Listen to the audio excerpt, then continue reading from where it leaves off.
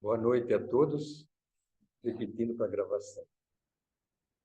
Que Deus, Jesus, Maria Santíssima, Bezerra de Menezes e as correntes espirituais do bem envolvam todos nós, em que mais essa oportunidade tenhamos a bênção de receber a iluminação divina, a fim de que erremos menos, acertemos mais e consigamos continuar com a nossa caminhada de redenção espiritual.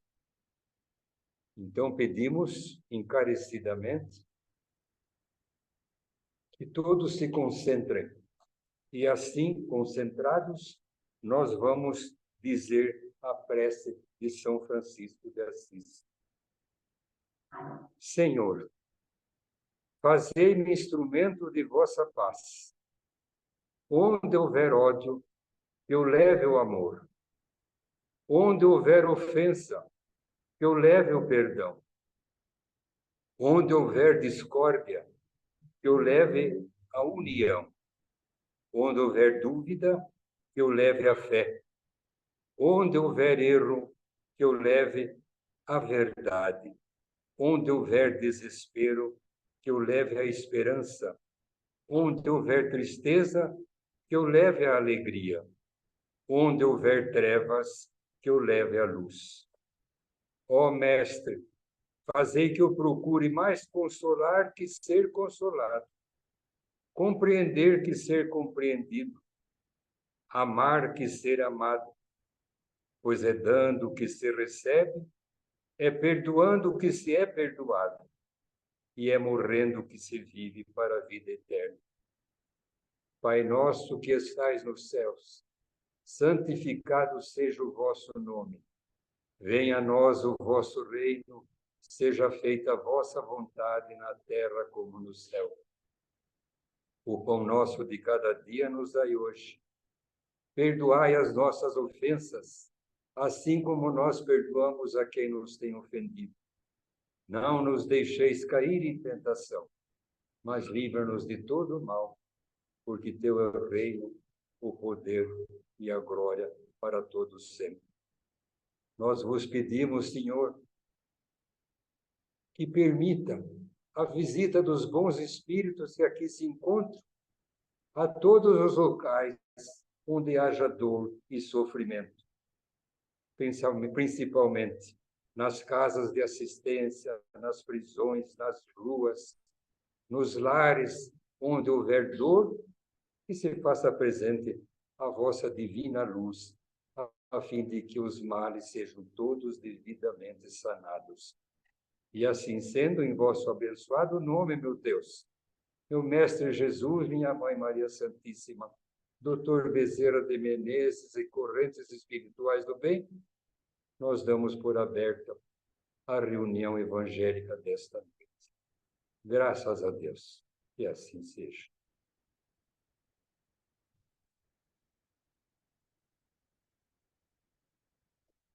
Meus irmãos e irmãs, nós vamos hoje falar alguma coisa do capítulo número 1, do versículo 21 a 28, segundo São Marcos, e focaliza esse trecho do Evangelho, segundo ele, a cura de um endemoniado em Cafarnaum. E como a memória já anda um pouco fraca, eu preciso escrever e dar uma lida, me perdoe, mas ela já aguentou bastante. Então, a cura de um endemoniado. O evangelista Marcos registra uma passagem que tem muita conotação com a nossa doutrina, no que tange ao processo obsessivo.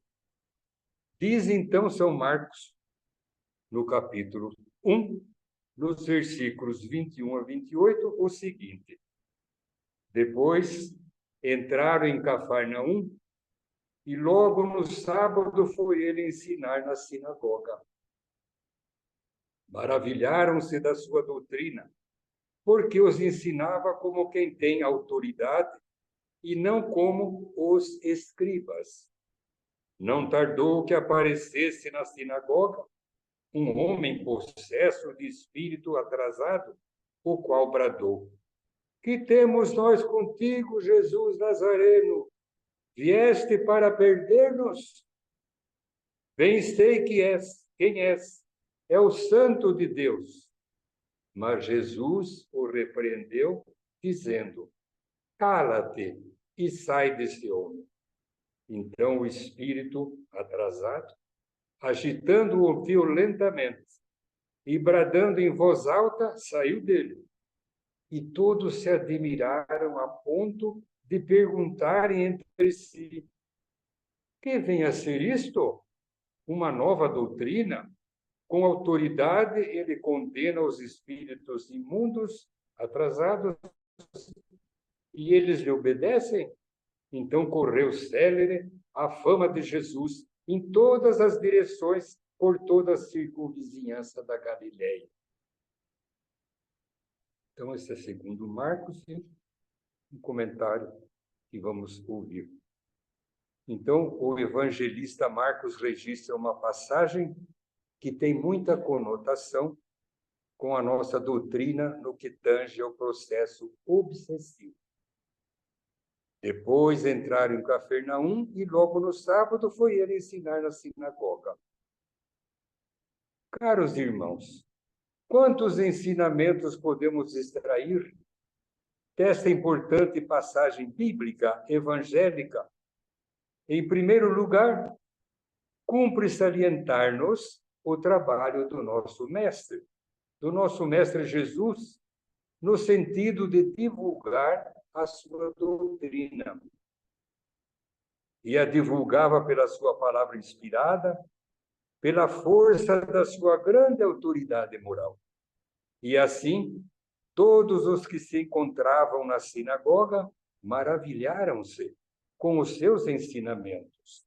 E a doutrina que brotou límpida dos lábios do Mestre Jesus, o cristianismo, floresce nas leiras, nos caminhos de luz da nossa doutrina espírita.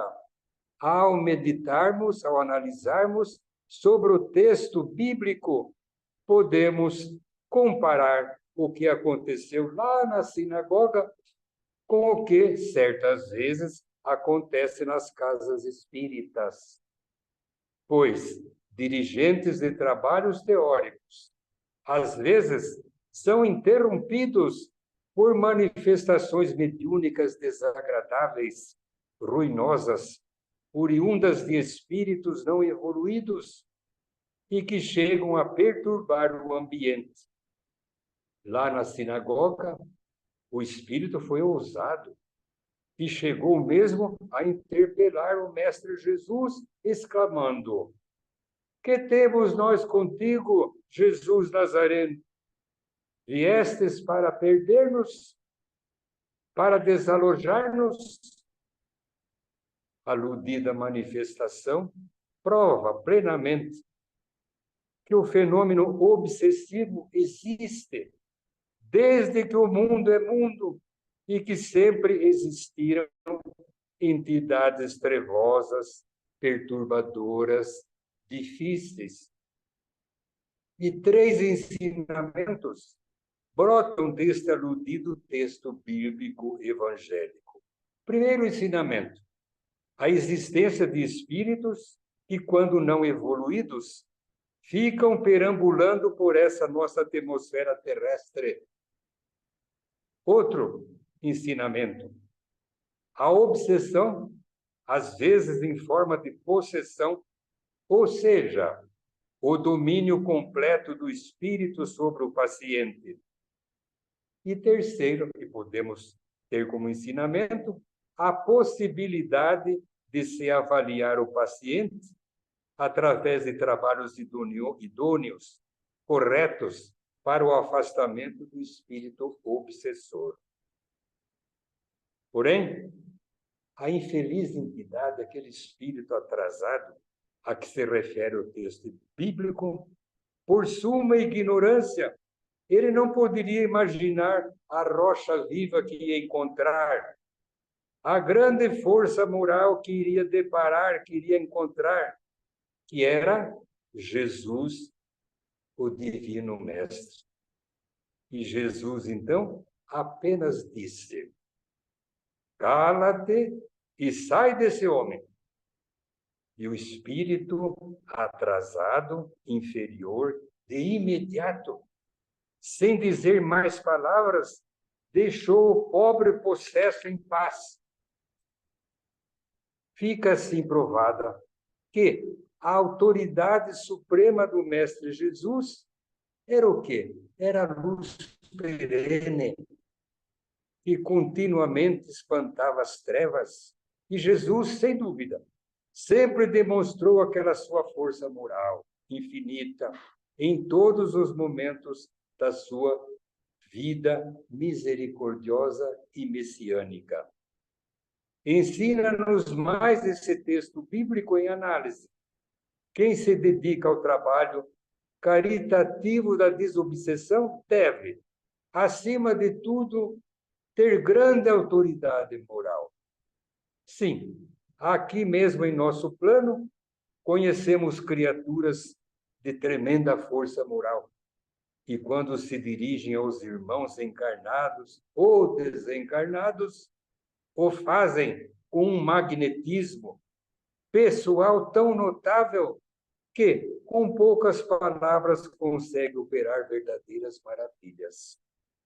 E a título de ilustração, lembramos-nos de alguns espíritas de nossa terra que, pela força moral que possuíam no desempenho de tarefas mediúnicas, ao campo e no campo da doutrinação, de espíritos danados, perversos, trevosos, atrasados, ignorantes, operavam verdadeira assistência espiritual, cujos resultados alcançavam o ajustamento das inúmeras situações obsessivas.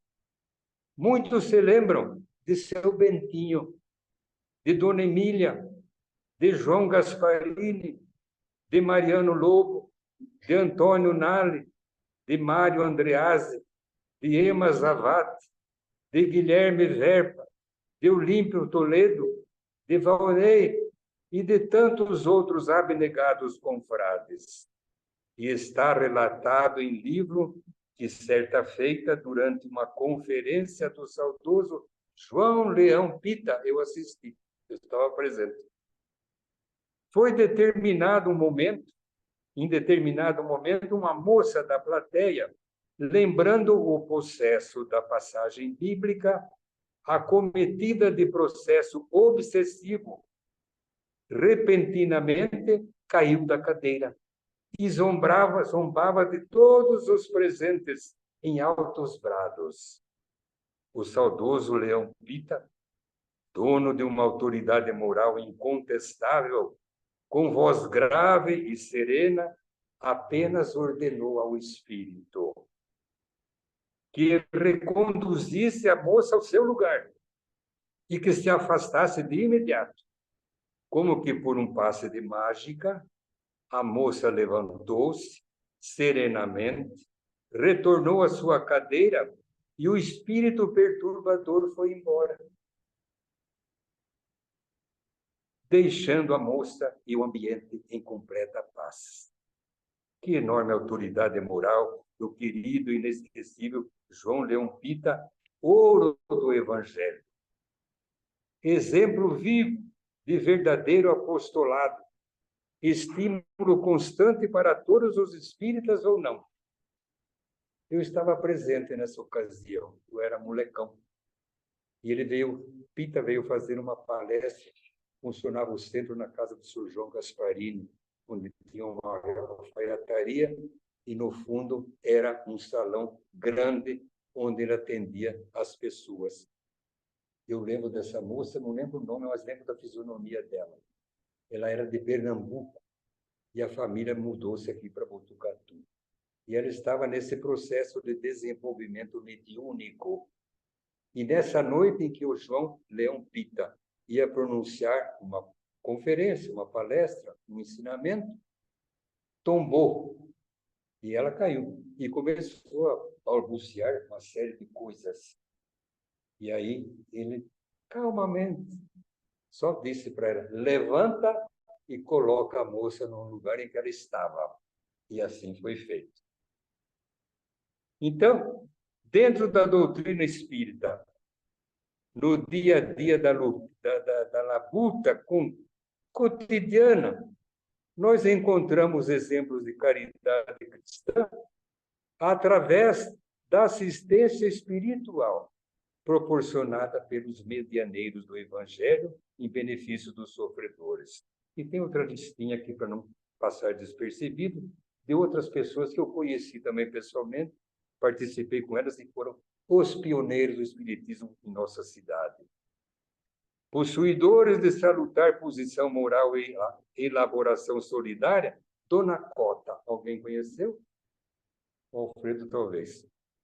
Dona Odete, a Dona Geni, a Dona Luzia, o seu Miguel Astranjo, o seu Oscar, o Adelino e muitos outros trabalhadores dignos que atenderam e seguiram, com a ajuda de Deus e dos mensageiros de Jesus, solucionar e ouvir muitos necessitados da intervenção mediúnica espírita, nunca pensando em quaisquer tipos de recompensa ou retribuição.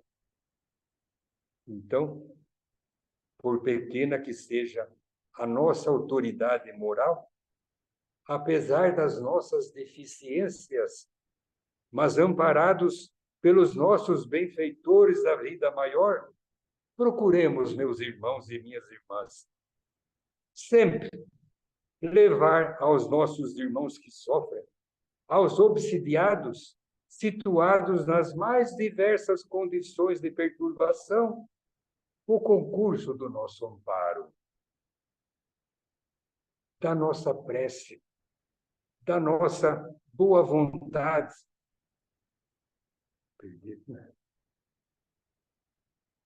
Procurando pela aplicação constante dos ensinamentos evangélicos do Mestre Jesus, a diminuição das dores dos necessitados de assistência espiritual.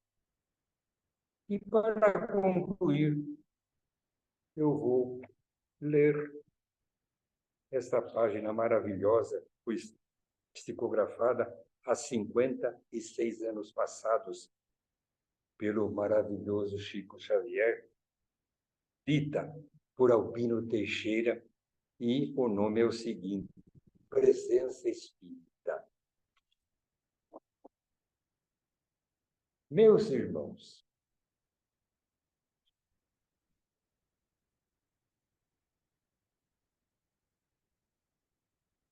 me perdoe, o espírita que entende a doutrina e aceita, ergue-se de manhã quando o dia flameja, ora e agradece a Deus o privilégio santo de poder trabalhar no corpo a que se acolhe.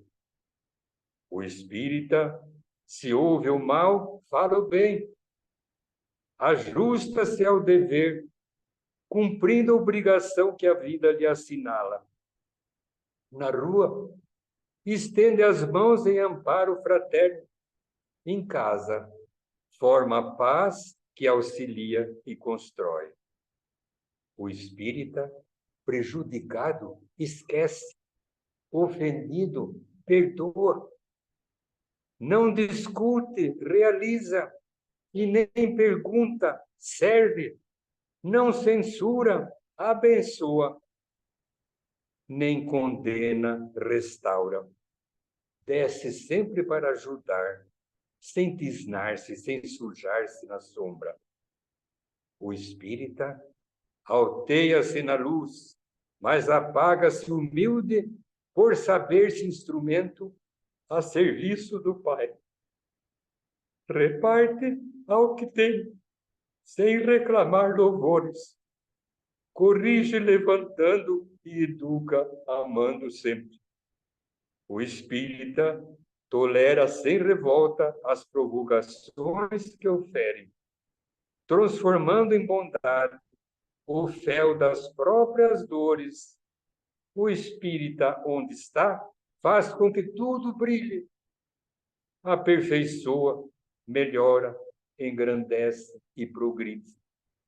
O espírita, de alma no entendimento harmônico e profundo, faz-se fonte de amor para todos os males da vida, faz-se raio de sol para as trevas do mundo. Que assim seja. Muito obrigado pela atenção e que o Mestre Jesus nos ampare e nos ilumine sempre. Era só isso que eu tinha que falar. Muito obrigado.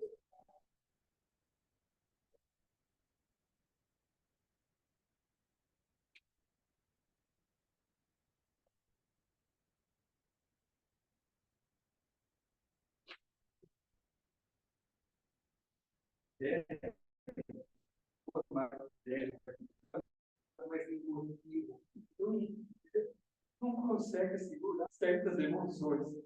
Me desculpe.